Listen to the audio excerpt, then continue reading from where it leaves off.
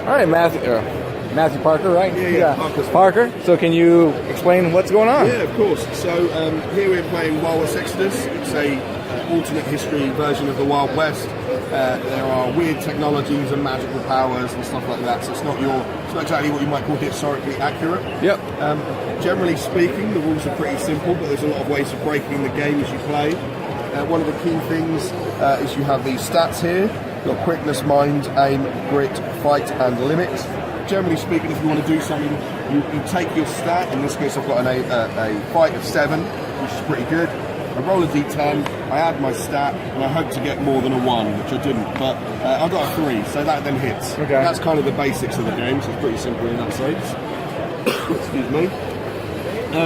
It's alternate unit activation, so I'll activate a unit, you activate a unit, I activate a unit, so there's no like my entire army. So goes. kind of like Malifaux. Yeah, that kind of thing.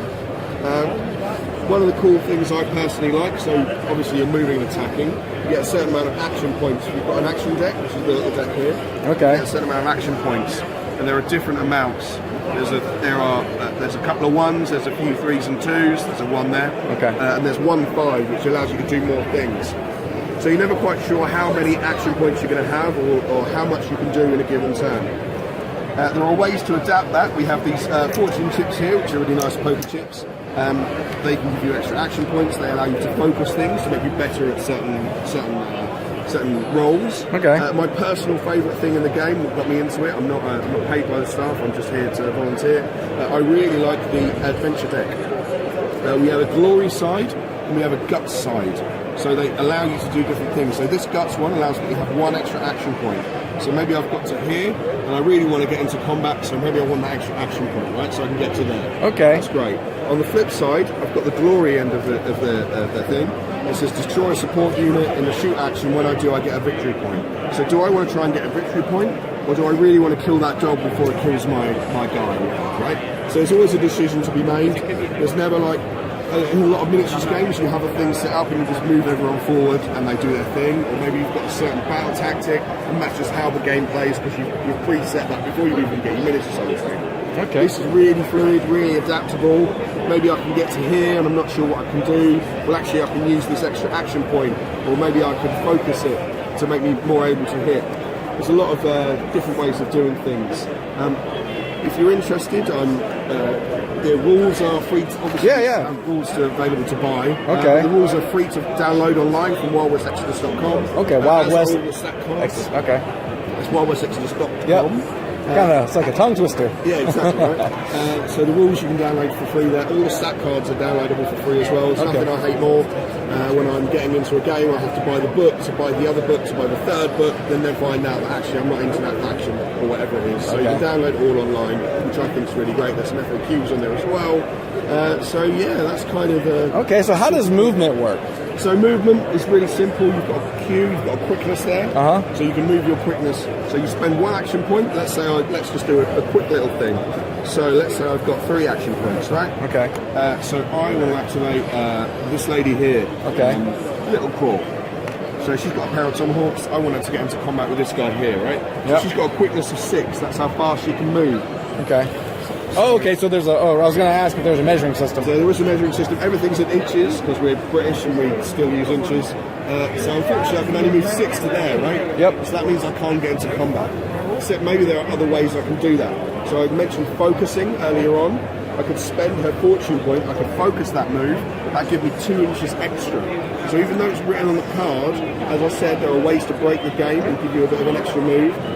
So that then means I've moved 8 inches, and now, because I've got a 1 inch combat range, I can now hit him in close combat. Okay. How I would do that, I'd look at her stat card. She's got a tomahawks. She would roll her fight check, which is 4. So on 2 dice, because I've got a rate of attack 2 here, right? Okay. So on 2 dice, 4s, so I need 6s. I've got a 7, I've got a 6, that's 2 hits. So he then has to save against that by making a grit check. And I am looking at Tobias Franklin. So Tobias Franklin over here, he's got a grit of 6. So I am having a attack with a pierce number of -1. So pierce is the strength of the weapon, how powerful it is. this Pierce number Yep. here. He then has to make a grit check at -1. So his grit was 6, now becomes 5. He's been hit twice. He needs to make 2 dice rolls and hopefully get a 5 or more. He makes them both, right? So that's fine. He's okay. However, if he failed them, he would die. There are no wounds. There's no like ticks on the list. There's Okay, no, he's out. They're just dead. He happens to have a special rule, like a lot of heroes do.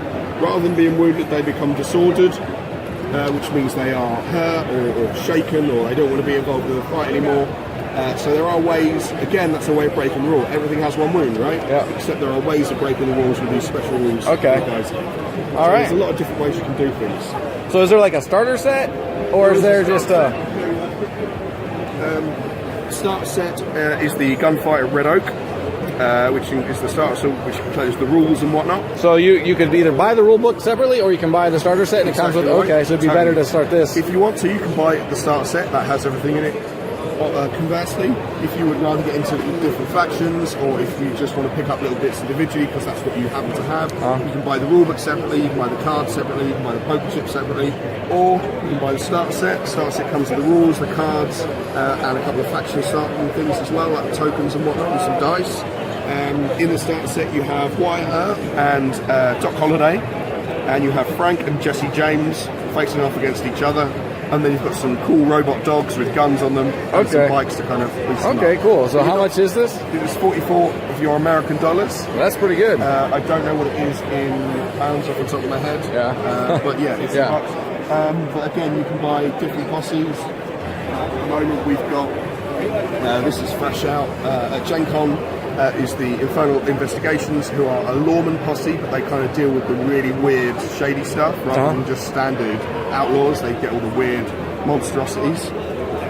So you've got a lady with a jetpack, you've got a lady with like a cyborg owl thing. You've also got a robot horse guy who might look familiar to certain watchers of the TV show Bravestar from back in the day.